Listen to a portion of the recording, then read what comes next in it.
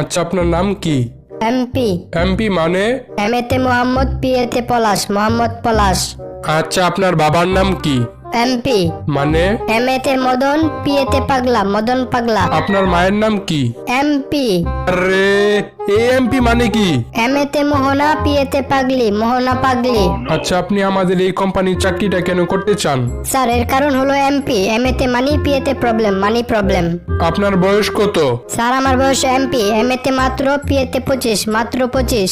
আপনি কি পাশ করেছেন? স্যার, আমি এমপি পাস করেছি। এমএতে মেট্রিক, পিএতে পাস, মেট্রিক পাস। আচ্ছা, আপনার এলাকার নাম কি? স্যার, আমার এলাকার নাম এমপি। এমএতে মদন, পিএতে পুর, মদনপুর। আপনার মাথায় দেখি এমপি সমস্যা। স্যার, এমপি মানে? এমএতে মেন্টাল, পিএতে পেশেন্ট, মেন্টাল পেশেন্ট। তাই আমি আপনাকে চাকরিটা দিতে পারলাম না। স্যার, প্লিজ প্লিজ প্লিজ আমাকে চাকরি থেকে বের করেন না। আমি এতক্ষণ আপনার সাথে একটু ফাজলামি করতেছিলাম। ও চান্দু, এখন আমার প্রশ্নের ঠিকঠাক উত্তর না দিলে আপনাকে চাকরিতে নেওয়া যাবে না, ঠিক আছে? ঠিক আছে স্যার। আচ্ছা, আপনার সেক্স? ওই আর কি, মাঝে মাঝে হয়, বুঝেন তো, মাঝে মাঝে করতে হয়। আরে, আমি ওটা বলি নাই, আমি বলছি আপনি মেল না ফিমেল। আচ্ছা বলুন তো, বিছানা আর আয়নার মধ্যে মিল কোথায়? স্যার, দুইটাই জনসংখ্যা বাড়ায়। মনে করেন আপনি কল্পনা করতেছেন যে আপনার বউ আর আপনার মা একটা নদীর মধ্যে ডুবে যাইতেছে, তখন আপনি কি করবেন? স্যার, তাহলে আমি সাথে সাথে কল্পনা করা বন্ধ করে দিব। আপনি তো আগে নৌবাহিনীতে চাকরি করতেন, তাহলে সাঁতার পারেন না কেন?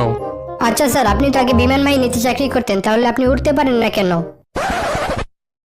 আচ্ছা, আপনি কি কখনো একটা পাহাড়ের থেকে বেশি উপরে লাফ দিতে পারবেন? জি স্যার, অবশ্যই, কারণ লাফ দিলে তো আমিই দিব, পাহাড় তো আর লাফ দিতে পারে না। ঠিক আছে, বলুন তো, পৃথিবী যদি 30 গুণ দ্রুত ঘুরে তাহলে কি হবে? তাহলে তো একদিন মানে 30 দিনের সমান, আর আমরা প্রতিদিনই বেতন পাবো। আচ্ছা, আমি কয়েকটা শব্দ বলবো, ওই শব্দগুলোর বিপরীত শব্দ আপনি বলবেন, ঠিক আছে? আচ্ছা স্যার, ঠিক আছে। ভালো, খারাপ, আকাশ, পাতাল, জন্ম। মৃত্যু।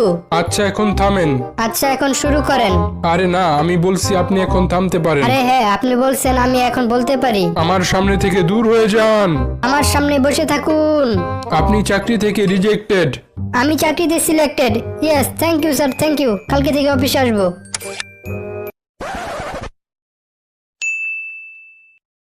আপনি প্রথম দিন অফিসে আসতে এত দেরি করলেন কেন? স্যার, আমি নতুন বিয়ে করেছি তো, তাই আসতে একটু দেরি হয়ে গেল।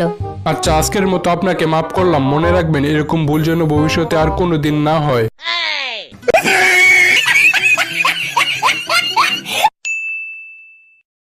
কি ব্যাপার, আজকেও তো আপনি দেরি করে আসলেন? স্যার, আসলে কি, আমার নতুন বউ চেয়েছিল আমার অফিসটা একটু দেখবে, তাই ও 5 মিনিটের মধ্যে রেডি হয়ে আমার সাথে বের হলো। বের হয়ে যখন আমরা আমাদের গাড়িতে বসলাম, তখন দেখলাম আমাদের গাড়ির চাকা পাংচার। তখন আমরা একটা সিএনজি ভাড়া করলাম। সিএনজিটা কিছু দূর আসার পর নষ্ট হয়ে গেল। তবুও আমরা হতাশ না হয়ে একটা বাসে উঠলাম। বাসটা কিছু দূর যাওয়ার পর অ্যাক্সিডেন্ট করলো। ভাগ্যক্রমে আমরা বেঁচে গেলাম স্যার। তারপর আমরা অফিসে আসার জন্য একটা হেলিকপ্টার ভাড়া করলাম। হেলিকপ্টারটি আকাশে উঠতে না উঠতেই পাখা বন্ধ হয়ে গেল। আমরা তো মনে করেছিলাম আজকে আমাদের শেষ দিন, কিন্তু হঠাৎ করে একটা স্পাইডারম্যান এসে আমাদের দুজনকে বাঁচালো আর আমাদের অফিসের সামনে এসে দিয়ে গেল। এত কিছু হওয়ার কারণেই আমি অফিসে আসতে একটু লেট হয়ে গেছি। মিথ্যাবাদী! আমার কি বলদ মনে হয়? মেয়েরা কি কখনো 5 মিনিটে রেডি হইতে পারে? ঠিক আছে বল্টু, বলতো পৃথিবীর সবচেয়ে কৃপণ ব্যক্তিকে? আমার পাশের বাসার এক আঙ্কেল। কেন? ওনার বাসায় আগুন লাগলে ফায়ার সার্ভিস রে মিস কল দেয়।